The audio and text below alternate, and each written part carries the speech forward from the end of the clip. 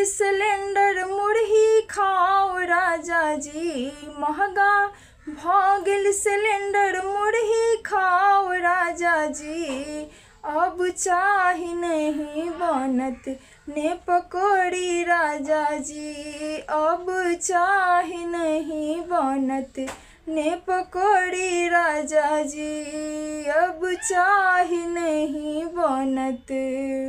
महंगा तो महंगा लेकिन भेटने बाजार में, महंगा तो महंगा लेकिन भेटने बाजार में। लाइन लगा कर लोग ठाड़ छत कतार में, लाइन लगा कर लोग ठाड़ छत कतार में।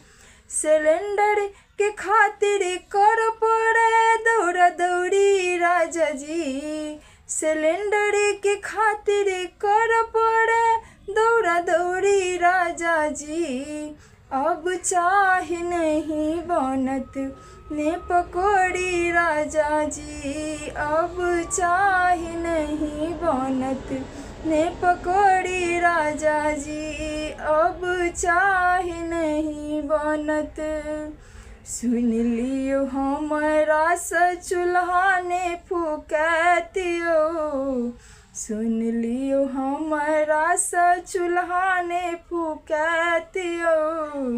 गैस के बिना पकवान ने बनातियो, गैस के बिना पकवान ने बनातियो।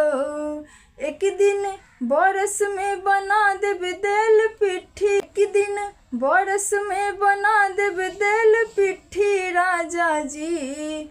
अब चाही नहीं बनत ने पकौड़ी राजा जी, अब चाही नहीं बनत ने पकौड़ी राजा जी, अब चाही नहीं बनत।